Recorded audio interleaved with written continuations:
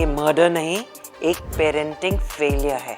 राधिका यादव सिर्फ 25 साल की थी। राधिका अपनी ज़िंदगी अपने हिसाब से जीना चाहती थी। वो शॉर्ट्स पहनना चाहती थी।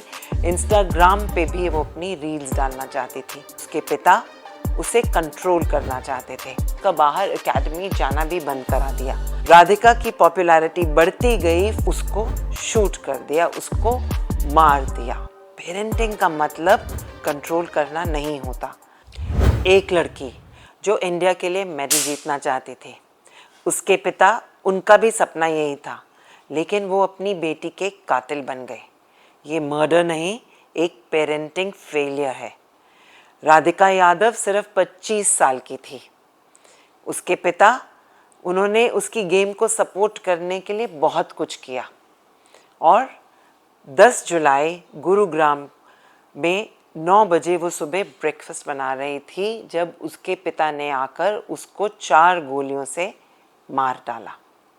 ये मर्डर नहीं, मैं फिर कह रही हूँ, एक पेरेंटिंग फेलियर है। 25 साल की और लड़कियों की तरह राधिका अपनी ज़िंदगी जीना चाहती थी।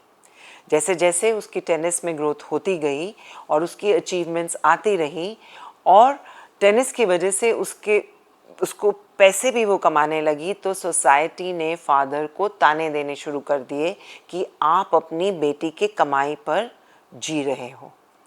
राधिका अपनी ज़िंदगी अपने हिसाब से जीना चाहती थी। वो शॉर्ट्स पहनना चाहती थी। इंस्टाग्राम पे भी वो अपनी रील्स डालना चाहती थी, लेकिन उसके पिता उसे कंट्रोल करना चाहते थे। वो चाहते थे कि वो एक ट्रेडिशनल लड़की की तरह घर में रहे, इसलिए उन्होंने उसका बाहर एकेडमी जाना भी बंद करा दिया, शॉर्ट्स पहनने के लिए भी मना कर दिया और इंस्टाग्राम की रील जो वायरल हो गई थी उसको भी डिलीट कर दिया। लेकिन जैसे जैसे राधिका की पॉपुलैरिटी बढ़ती गई, फादर की शायद इनसिक्योरिटी भी बढ़ गई।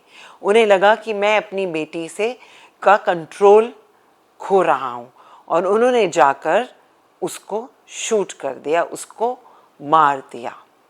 पेरेंटिंग का मतलब कंट्रोल करना नहीं होता। हमारे समाज में अक्सर देखा गया है कि जैसे ही लड़कियां अपनी ज़िंदगी जीने की कोशिश करती हैं, कोई ना कोई आकर उनको पीछे रोकने की कोशिश करते हैं। तो ये फादर का कंट्रोल खोने की वजह से एक रिएक्शन था, जो एक एनिमल रिएक्शन था। It's completely a case of parenting failure. इसलिए पेरेंट्स आज के समय में अपने बच्चों को कंट्रोल करना एक सही तरीका नहीं है।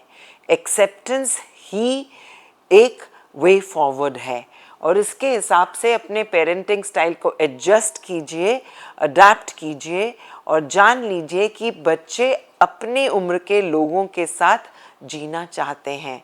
चाहे वो एक आम बच्चा है, चाहे वो चैम्पियन है, उसको कंट्रोल कर पाना पॉसिबल नहीं है। तो अगर आप भी कुछ पेरेंटिंग फेलियर्स से बचना चाहते हैं तो मुझको डीएम करके सपोर्ट ज़रूर लीजिए।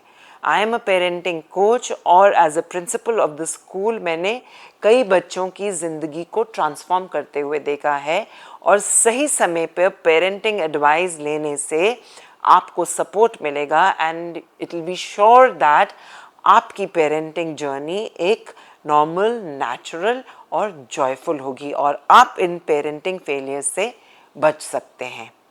Thank you for watching. Do like, share and share this video with others जिनको पेरेंटिंग फेलियर से बचने की ज़रूरत है।